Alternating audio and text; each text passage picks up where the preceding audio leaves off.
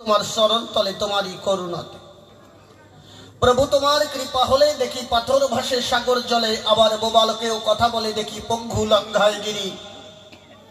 প্রভু তোমার শক্তি বলে এই জীব শক্তি পাই, এই ভূমণ্ডলে সর্বত্রই তোমার খেলা চলে দেখি বিশ্ব জগৎ ভরি। তাই কোথায় মোর বিশ্বপতি নাচ করে মোর দুর্মতি ফুটাইয়ে কাব্য গীতি যুগাও মুখের বলি। প্রভু তুমি আর থেকো না দূরে, এসো আমার হৃদয় পুরে ভাষাও তোমার গানের সুরে, তাইতে পুনঃ পুনঃ ওই চরণ তলে দিলাম অঞ্জলি। নমামি মা কুণ্ডলিনী সজ্ঞা হতে বহুদামী সত্য অগ্রে গণনায় প্রধানা, প্রথম নেমে ধরার কক্ষে ওমা ঠাই পেলেম তোমাদের বক্ষে, জীবন অন্তে হবে কিন্তু আমার শেষ বিছানা।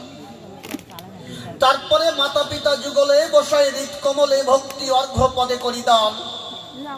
কবি শিশির সরকারের সুশিক্ষার ফলে গাহি কাব্য গীতি এই মহিতলি, সে আমার গুরু জ্ঞানে নমামি মহা।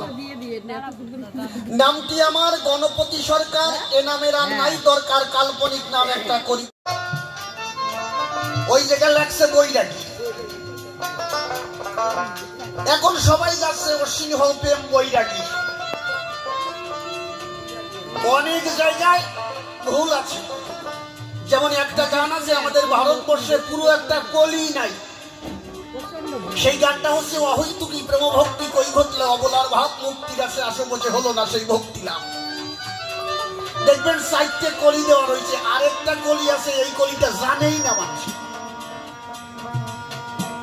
আমাদের সর্বপ্রথম যে হরিসঙ্গীত গান খালি গাইব, বড় বড় সাধুগুরু বৈষ্ণব যারা যারা মতুয়া, এদের কাছ থেকে আগে গানটাকে ভালো করে আমার সঠিক করে দেওয়া উচিত। একজনে গাচ্ছে তারক গোসাই লিখেছে এবার কলির জীব তরাবে বলে হরিচাঁদ জগতে এলো, আর ওই জায়গায় লেখা আছে এবার কলি যুগ তরাবে বলে। এই জন্য আমার অনেক জায়গায় বুঝবার আমার মনে হয়, এখন মায়েরা তো কিছু কিছু মায়েরা আছে, সব মায়ের কথা বলবো না, কিছু কিছু মায়েরা আছে দেখবেন এর মহোৎসবে যাইয়ে ওরে কান্দা কান্দে রে বাড়িতে ঝগড়া শুরু করে, বাড়ি জাতি জাতি ঝগড়া। মানে উনি দেখাচ্ছে আমি যে কি ভক্ত, আমার সে ভক্ত আর নাই, কিন্তু ওই যে মহোৎসবে বসে কান্নাকাটি করছে আর বাড়ি বসে আর কোনো ভাবনা চিন্তে কান্নাকাটির কিছুই নাই। মানে ওনার ভাব ওঠে খালি মহোৎসবে গেলে, এর আগে কোনো ভাবটাব নাই। শোনো, গৃহেতে থাকিয়া যার হয় ভাবুদয়, সেই পরম সাধু জানিও নিশা। আমাদের ভারতবর্ষে একটা বড় শিল্পী আছে, জি বাংলা শিল্পী। হ্যাঁ, জানি না ওই জি বাংলা গাইটাই নাকি ওই যে আমাদের মহোৎসবে প্রায় বড় ওই শিল্পীরে আনা হয়, কি জানো না, কাজল গাইন। আমাদের পাঁচবাড়ি একটা অনুষ্ঠানে আমি ছিলাম, হঠাৎ করে আমাকে নিয়ে গেল, বলছে আয় ওই জায়গায় হরিসঙ্গীত মহাসঙ্গীতন গান হবে, তুই তো খুব ভালোবাসিস, চল। ওখানে গান গাইলো পাগল হতে, আর বাকি আছে কি 17 জায়গা ভুল গাইছে। যদি আমার কথা বিশ্বাস নয় ইউটিউব সার্চ করে দেখেন, কাজল গাইন এখনো আছে। আমি একটা গান শুনেছিলাম, এখনো আছে, অনেক জায়গায় ভুল গেছে। জি বাংলায় যদি একটা গান গায় কাজল গাইন, দেখবেন কোন জায়গায় বিন্দু ভুল হবে না, বিন্দু মাত্র ভুল হবে না। কেন ভুল হবে না? জানে ওই জায়গায় ভুল হলে আমার ক্ষমা নাই। কিন্তু তাহলে হরিসঙ্গীত মহাসংকীর্তন গান কি মনে করে যে আমি যেমন নাই তাই যাব, তাই ভাবিস নাকি? মতুয়াদের কি মনে করে এই সমস্ত গায়ক, আর আমরা মতুয়ারা এই সমস্ত গায়ক তাই নিয়ে নিয়ে ও কি গাইছে রে, 25,000 টাকা পায় না, অর্ধেক করে ভুল গায়।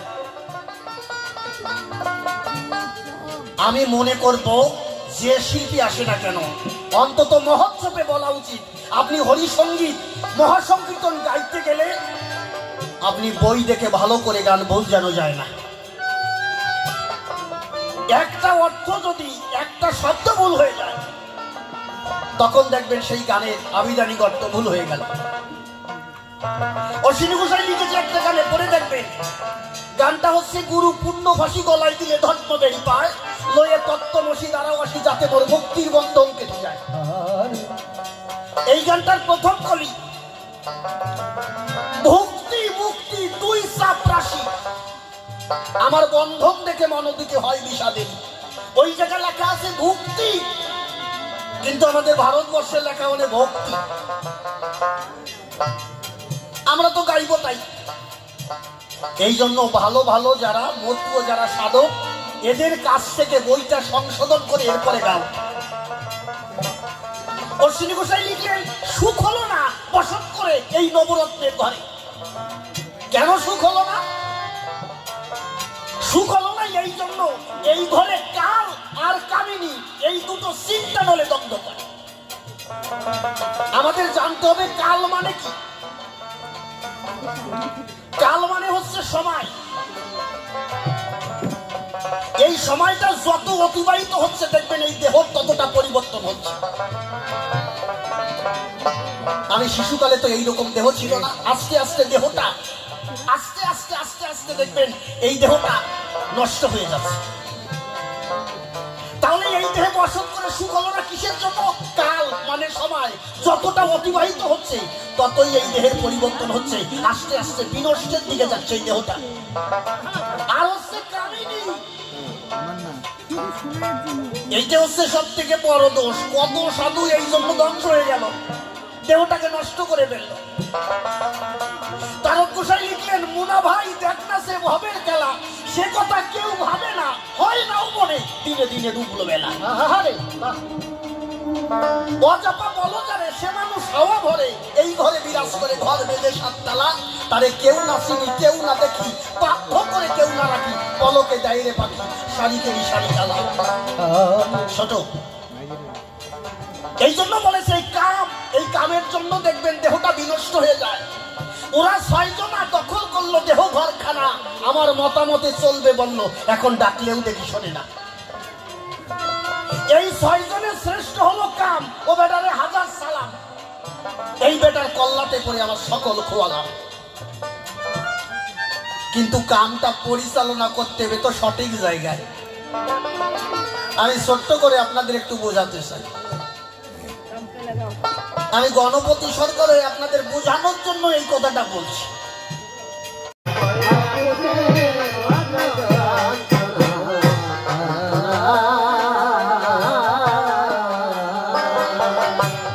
কত চাল সোলা তোর ঠোঙায় দিলাম, চাল সোলা তোর ঠোঙায় দিলাম, পাখি তোর ঘেজ ঘেজি বলতো গেল না। পুষে ঘটল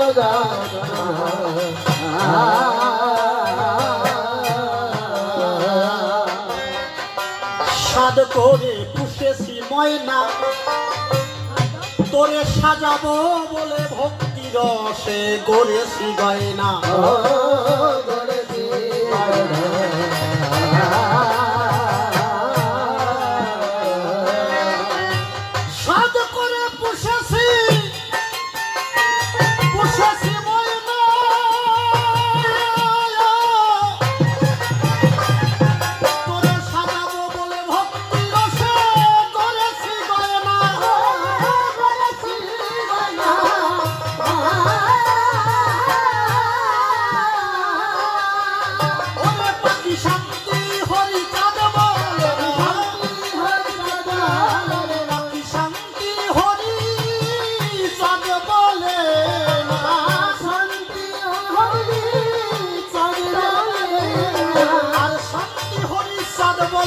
আমার ওই খেতে আর প্রাণ বাঁচে না।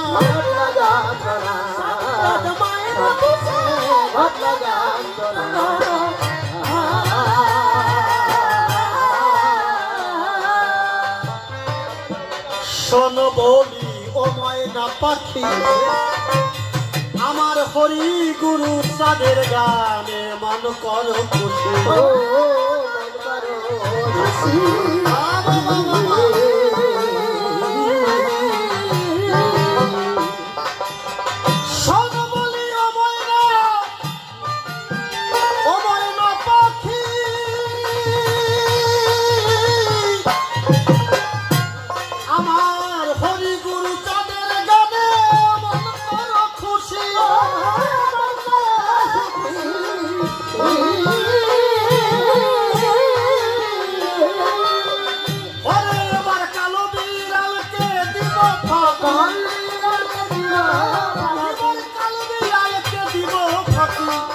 তাহলে ভব তারের ভয় পাবে না। ঘটল যন্ত্রণা স্বামীর ভয় না পুষে, ঘটল যন্ত্রণা।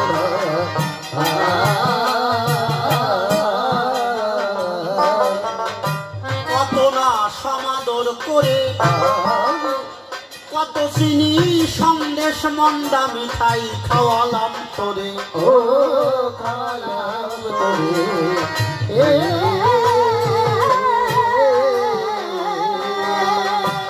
কত না সমাদর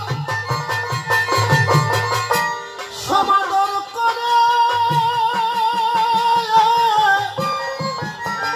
ওরে কত চিনি সন্দেশ মন্ডা মিঠাই খাওয়ালাম তোরে, খাওয়ালাম তোরে।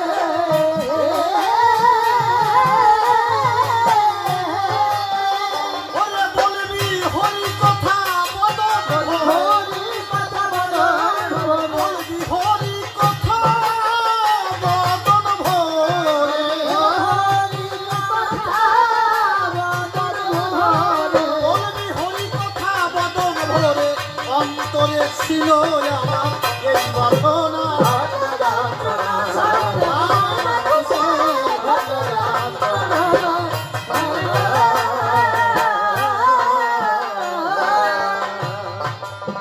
রেখে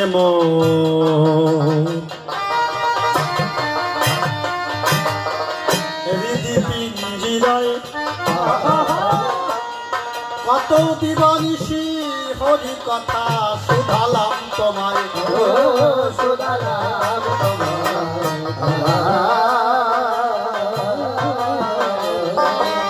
পাখি রেখে মরার দিন হৃদি পিঞ্জিরায় কত দিবানিশি হরি কথা শুধালাম তোমায়,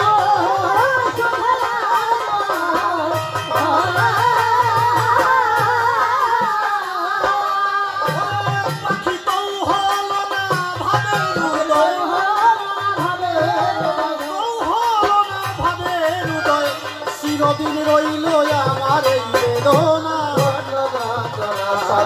ময়না পুষে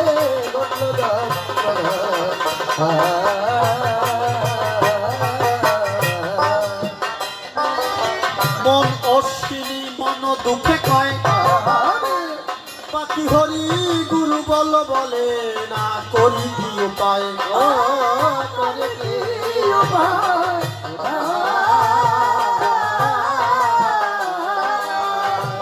অশ্বিনী মন দুঃখে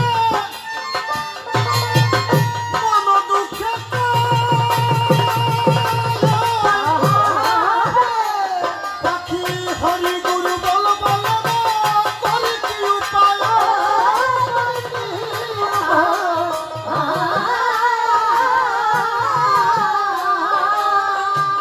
পাখি বাহ্য কথা বলে সবাই, বাহ্য কথা বলে সবাই, পাখি তোর জঙ্গলি ভাষা হলো না।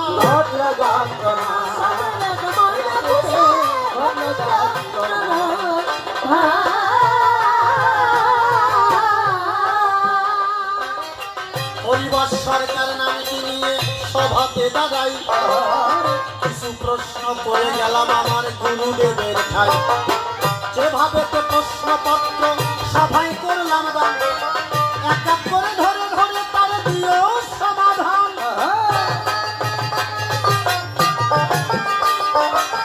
মহাপ্রভু কলিযুগে মিটটাকে কাজ করে দেখো তো ফলে নাকি চাও, হালকা একটু মিট ব্যবহার করে দেখো তো। এমনকি তিনি জগতে দান করলেন। ভগবান এসেছিলেন নারায়ণ রামচন্দ্র কৃষ্ণচন্দ্র, এসেছিলেন গৌরচন্দ্র, পরবর্তীতে এলেন হরিচন্দ্র। আমরা ধরি যার যার প্রাণের কেন্দ্র। তার প্রশ্ন, হরিচাঁদ ঠাকুর কেন এলেন? যা কিছু প্রয়োজন ছিল মহাপ্রভু সব দিয়েছিলেন, কিন্তু হরিচাঁদকে আসার তো কোনো দরকারই ছিল না। তিনি নতুন এমন কি দিয়েছিলেন যার কারণে তাকে আসতে হল। আমি ছোট্ট একটা গান গিয়ে শোনাই, এর মধ্যে তার জবাব হবে। চেপে গেছে, চেপে গেছে। হরি বল, কোথায় যাব? এলেনে প্রপঞ্চের, এলেনে প্রপঞ্চের,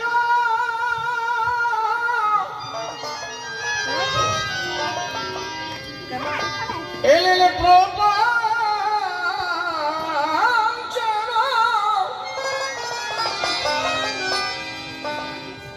এলেনে প্রপঞ্চের মঞ্চ পরে। সাউন্ডটা খোলে, এরকম ব্যবস্থা নেই, খোলে যাতে। এলো প্রপঞ্চিত মানুষরা তো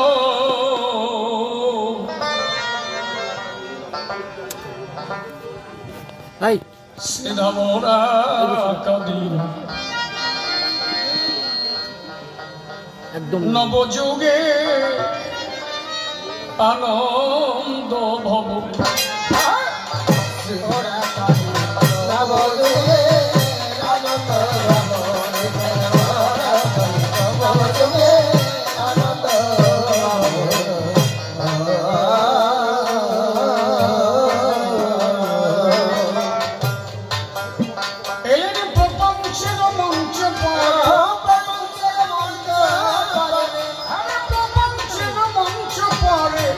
প্রপঞ্চিত মানুষ রতন ওরা নবযুগে আনন্দ ভব। নবযুগে আনন্দ ভব।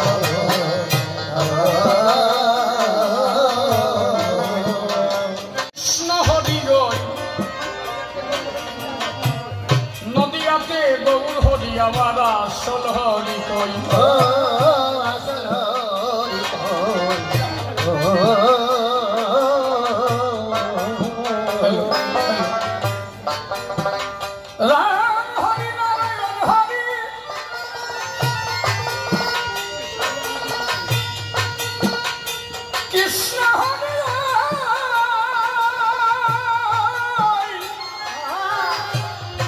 নদিয়াতে গৌর হরি আমার আসল হরি কই।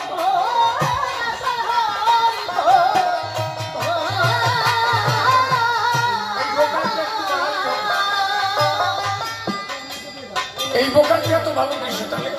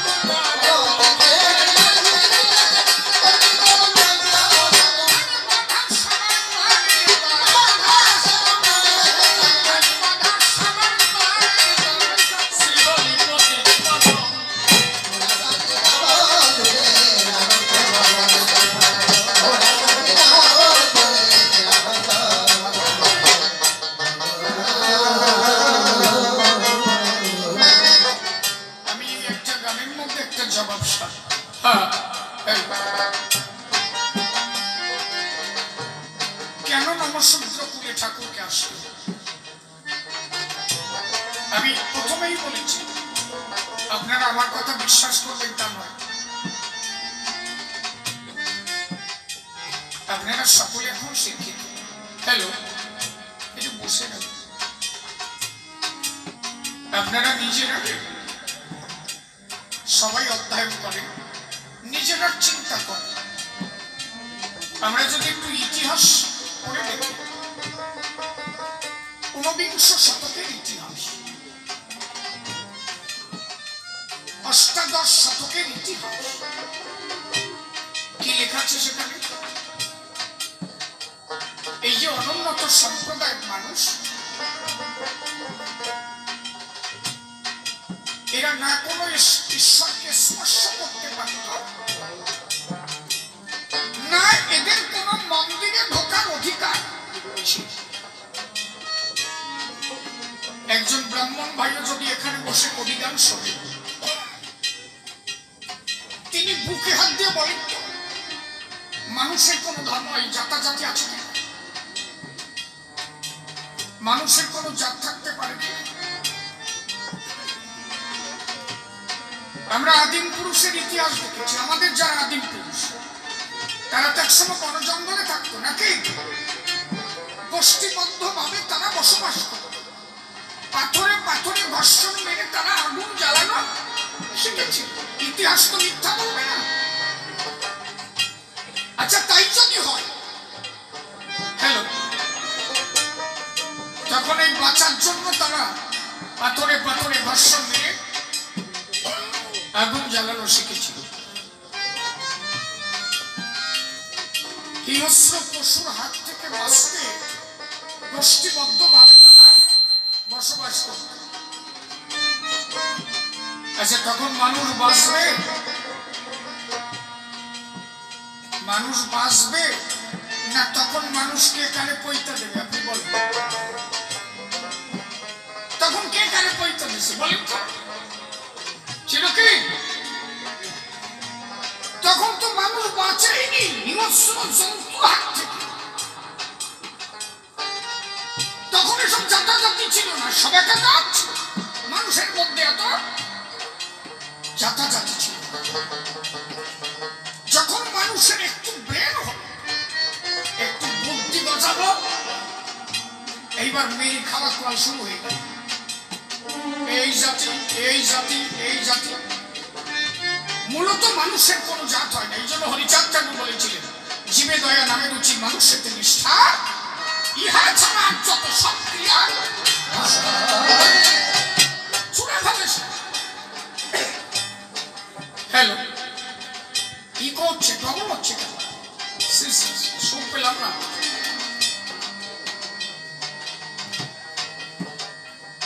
তাহলে এগুলো ভাববার বিষয়। আজকে আমরা যদি চিন্তা করি, থাকে জায়গাতে থাক, ইগোটা না আসে, ডবলটা না আসে। আমরা একটু যদি পরখ করে দেখি, ঠাকুর এসেছিলেন, শ্রীকৃষ্ণ তার গীতার পাতায় লিখেছেন, যদা যদা হি ধর্মস্য গ্লানি ভবতি ভারত অভ্যুত্থানং ধর্মস্য তদাত্মানং সৃজন্মঃ পরিত্রাণায় সাধুনাং বিনাশায় চ দুষ্কৃতং ধর্ম সংস্থাপনার্থে সম্ভাবামি যুগে যুগে। তাহলে ভগবান আসে কখন? সাধুদের পরে যখন হয় অত্যাচার, ধর্মের যখন গ্লানি ঘটে, সাধুদের পরিত্রাণ করতে, ধর্ম সংস্থাপন করতে, তখন ভগবান এদের অবস্থা তখন কি ছিল? ভগবান কেন এসেছে? রামকান্ত বৈরাগী যেদিন ভোগ নৈবেদ্য, একটা থালায় করে ভোগ নৈবেদ্য যেদিন গোবিন্দের চরণে অর্পণ করতে গেল, পিছন থেকে এসে তাকে মারা। রামকান্ত পিছন ফিরে বললেন, আমাকে মারা হলো কেন জানিস? তুই ভগবানের স্পর্শ করতে পারবি। রামকান্ত বললেন, ভগবানের কোন জাত আছে? আবার কথা বলিস, কিছু বলার নেই। মার খেয়ে রামকান্ত চলে গেল। নদীর জলে রামকান্ত স্নান করতে নামল। আমি সমস্ত ব্রাহ্মণের নিন্দা করি না, যারা এই ধরনের কার্যকলাপ করেছে এবং এখনো করে, আমি তাদের আপনারা এগুলো ঠিক করেন? রামকান্তকে নদীর থেকে চুরির মুঠি ধরে টেনে উঠাবে। রামকান্ত বলল, আমার দোষ কি? তুই জানিস না দোষ কি? তুই ওই ঘাটে স্নান করিস, আমরা এই ঘাটে স্নান করি, এই জলে জলে সোয়াশি হয়ে যায়। তুই স্নান করলে আমাদের জাত চলে যায়। ভাবতে পারে না কি নির্মম অত্যাচার। রাস্তা দিয়ে চলতে গেলে পায়ে ঝাঁটা বেঁধে দেয়। আমি আজকে দেখলাম এই যে ইন্টারন্যাশনাল হরিগুরুচাঁদ মিশনের ওখানে ডক্টর বি আর আম্বেদকরের একটা মূর্তি প্রতিষ্ঠিত হয়েছে। ভাবতে পারেন যিনি ভারতবর্ষের সংবিধান লিপিবদ্ধ করেছেন এই আম্বেদকর সাহেব যেদিন জল পিপাসার জন্য কেউ জল খেতে দেয়নি তাকে, পায়খানা করে ব্রাহ্মণরা যেখানে শৌচ করে সেই জল খেতে নিয়ে বাড়ি খেল। অত্যাচার কি অত্যাচার! এর এক কথাই বাংলা ভাষায় বলে শোষা জল। পায়খানা করার শৌচ জল তাই খেতে গিয়ে তার পিছন থেকে পাশা দিয়ে বাড়ি। আম্বেদকর সাহেব বলেন, আমার দোষ। তোর দোষ তো জানিস না, তুই মহারাজ ছেলে, ছোট জাতের ছেলে। আমরা এখানে পায়খানা করে জল শৌচ করি, এই জল তুই খেলে শোষ লেগে যায়, তাতে আমাদের জাত চলে যায়। এটা কোন ধর্ম? এটা কোন ধর্ম? হরিচাঁদ ঠাকুর তাই বলেছিলেন, কুকুরের উচ্ছিষ্ট পেলে মোরা খাই, বেদ বিধির শৌচাচার নাহি বাড়ি তাই। আরে মানুষ তো দূরের কথা, একটা কুকুরকে পেলেও খায়।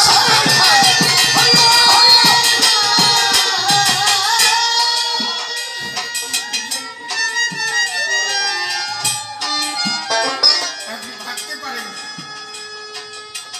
কোন একটা ধর্মের মধ্যে এখনো পর্যন্ত যত ধর্ম বিশ্ব পৃথিবীতে আছে, হরিচাঁদ ঠাকুর যে দর্শন দিয়েছেন আপনি দেখাতে পারেন কোথাও আছে? মহাপ্রভু বললেন, কাঠনিমৃত নারী দর্শন করলে বচন নষ্ট। ছেড়ে দিলাম, তার যদি আধ্যাত্ম ব্যাখ্যা করে একটু আলাদা জায়গা যায়, ছেড়ে দিলাম। অনেক মহাপুরুষ যারা নারীকে অবজ্ঞা করেছে, সত্যি বলছি কিনা আমি নাম বলছি না, আপনারা বুঝতে পারবেন, আপনারা শিক্ষিত, পড়ে দেখবেন। একমাত্র হরিচাঁদ ঠাকুরের ফার্স্ট বলেছিলেন, গৃহেতে থেকে যার হয় ভাবুদয় সেই সে পরম সাধু জানি মানুষ। নারীকে সঙ্গে করে ঈশ্বরকে পায়। তাই যদি না হতো, লক্ষ্মীর পাশে নারায়ণ থাকতো না, কৃষ্ণের পাশে রাধা থাকতো না, রামের পাশে সীতা থাকতো না, মহাপ্রভুর পাশে দুইজন নারী থাকতো না, হরিচাঁদের পাশে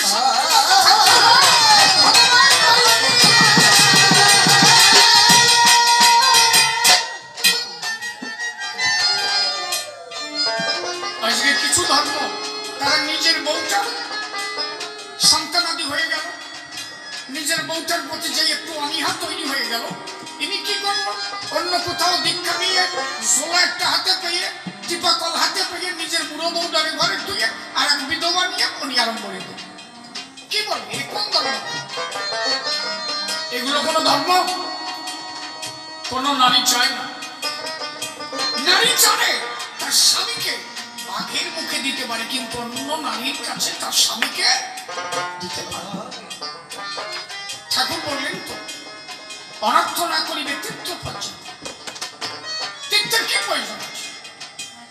যেখানে গেলে পান্ডারা টাকা খাবে, ঘোড়ায় ঘোড়ায় দেখাবে এই যে রাধা কুণ্ড, এই যে শ্যাম কুণ্ড, ও কুণ্ড দিয়ে তুমি কি করবা? আমার অশ্বিনী ঘোষে লিখেছেন, মনে ভাই আইনারে যাই তীর্থ ভ্রমণ আছে, গুরু পদে শ্রীবৃন্দাবন তীর্থরাজ বিরাজ করে গুরুর চরণে। আমার মনে হয় ওই ৫,০০০ টাকা বৃন্দাবন সেক্ষেত্রে না দিয়ে যদি প্রতিদিন আপনি আপনার মা বাবার চরণ সেবা করেন,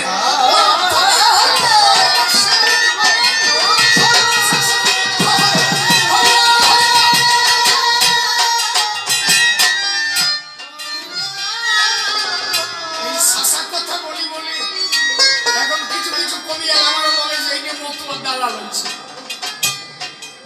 সমস্যা হয়ে যাচ্ছে, গায়ে জ্বালা দেখিয়ে যাচ্ছে। এই শাসা কথা বলি পরিষ্কার পরিচ্ছন্ন কথা বলি, ভেজালের মধ্যে আমি থাকবো। হরিচাঁদ ঠাকুর যেমন পরিষ্কার পরিচ্ছন্ন জন্য বলেছে তাই আমি উচ্চ কণ্ঠে বলবো। সেই দিন এক জায়গায় গান গিয়ে আমি এক বইটাকে দেখলাম মারা টিপতেছি। আপনি টিপতেছেন কেন? আপনি যে টিপছেন বিশ্বকবি রবীন্দ্রনাথ ঠাকুর তার একটা কবিতার ভাষায় বলেছিল, বৈরাগ্য সাধনে মুক্তি সে আবার নয়, অসংখ্য বন্ধন মাঝে মুক্তি প্রেমানন্দ। আমি একা একা বৈরাগী হয়ে মুক্তি পাবো, এ মুক্তি আমি চাই না। আমি চাই সবাইকে নিয়ে যাতে আমি মুক্তি পাই। আচ্ছা, যিনি মারাঠিতে কৃষ্ণ নাম কি যে নাম করে করলেন, সে তো একা একা উদ্ধার, একা একা গাবে, তার কথা কেউ শুনবে, একা একা আনন্দে সে পার হয়ে যাবে। আর হরিচাঁদ ঠাকুর দেখলেন না না এ ঠিক হচ্ছে, দলকা বাজা কাশি বাজা, যখন একটা দল কীর্তন করবে পাশ দিয়ে যদি কোনো পাষণ্ড যায়, সেও তোদের হরি নামের ধ্বনি শুনে সেও একবার বললেও বলবে একবার হরিনাম।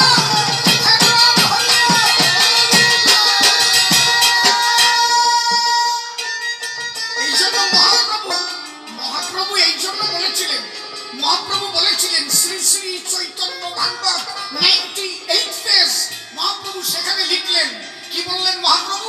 বললেন যারা জপ করে হরিনাম করে তারা যতটুকু ফল লাভ পায়, যে উচ্চ কণ্ঠে হরিনাম করে তিনি 100 গুণ ফল লাভ বেশি পান।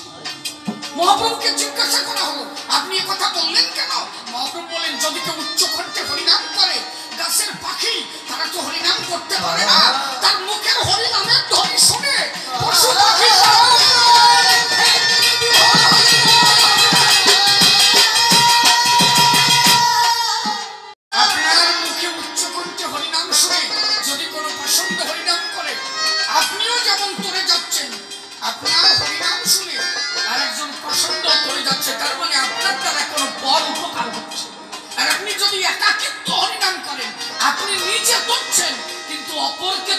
সাহায্য করতে পারছেন। এটা হচ্ছে ব্যক্তি স্বার্থ। আমার কথাগুলো কি বোঝা যাচ্ছে? এই জন্য হরিচাঁদ ঠাকুর বলেছিলেন, হাতে কাম করো, মুখে নাম করো। কত কারণে হরিচাঁদ ঠাকুর বলেছে, রাত মরে বললি শেষ হবে না, শালার গোড়া কোভাই। আপনি হাত দিয়ে মালা টেপেন, মুখ দিয়ে নাম করেন, চাকরি করেন আর যা করেন, চাকরির যদি কোনো ভালো হাই র্যাঙ্কের একজন অফিসার, কথা তো তার বলতে হবে নাকি? কথা বলতে হবে না? আর নাই হাত দিয়ে কোনো কষাকষি করতে হবে। তা মুখও যদি বন্ধ থাকে, হাতও যদি বন্ধ থাকে, কাজ করবেন নাকি করবেন? দুটোই বন্ধ, তাহলে না খেয়ে গামছা বাইন্দে সিধে পড়ে থাকতে হবে।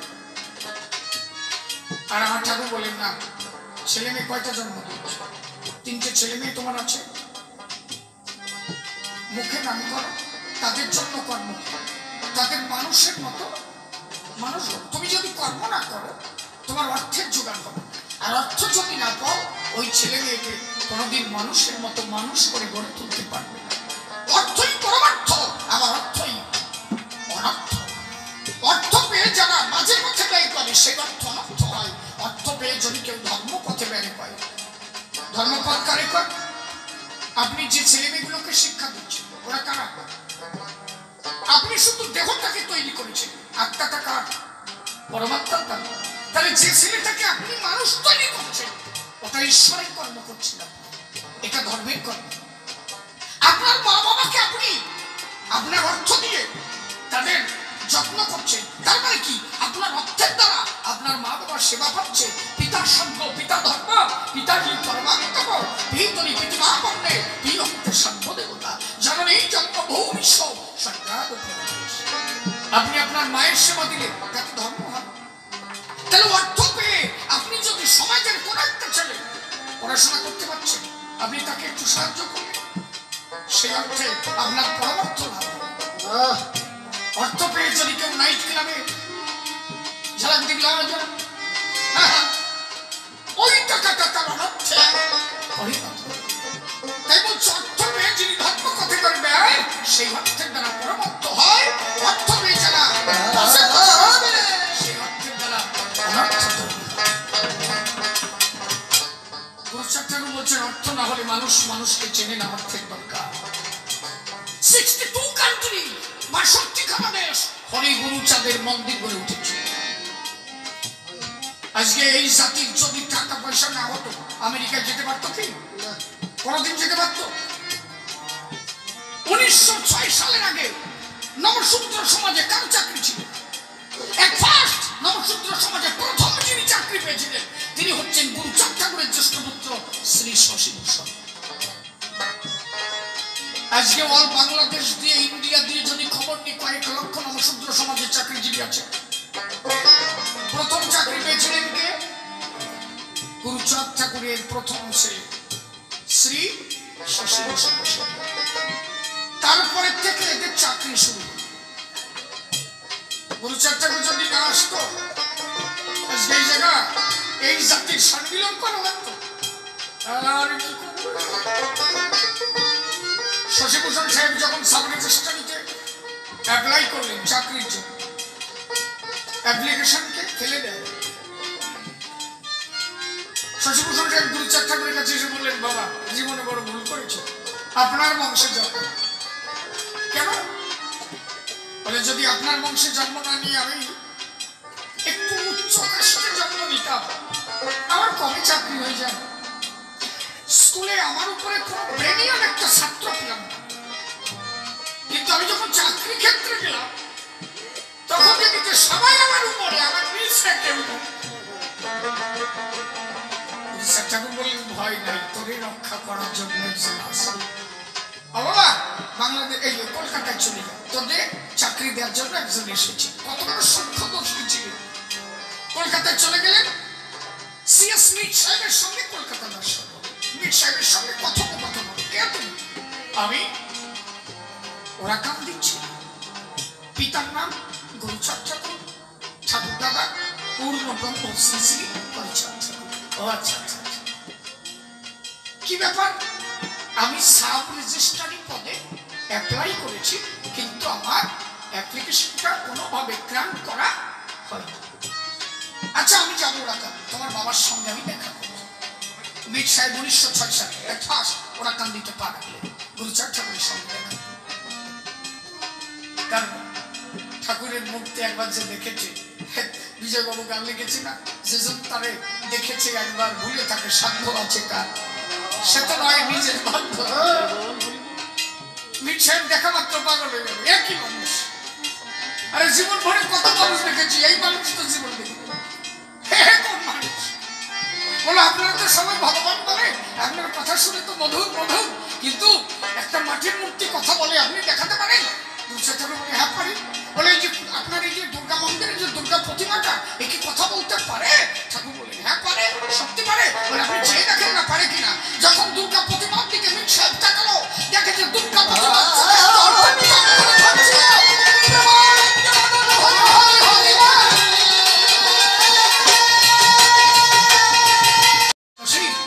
আজকের থেকে তুমি আমার ভাই, তুমি কলকাতায় যাও, একটা মানপত্র তৈরি করে না, তোমার ইংলিশে মানপত্রটা পাঠ করে শোনাতে হবে।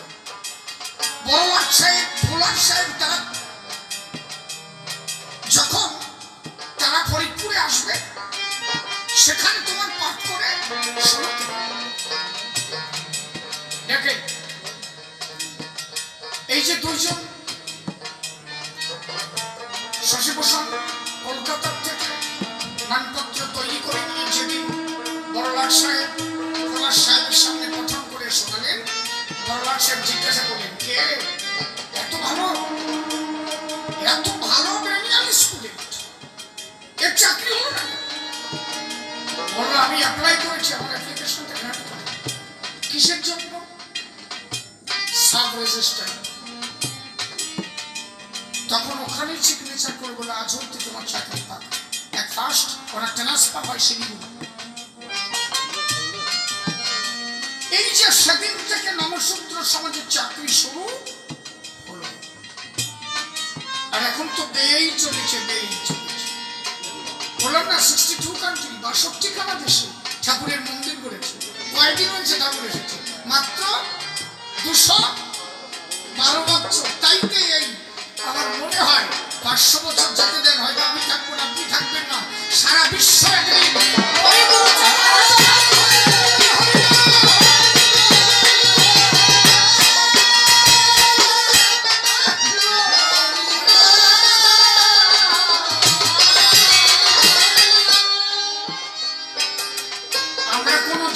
বিশ্বাসী, মতুয়ারা কোনো জাতি বিশ্বাস করে না। মতুয়ারা জানে আমরা সবাই এক জাতি, আমরা সবাই মানব জাতি, নাই হিন্দু নাই খ্রিস্টান নাই মুসলমান।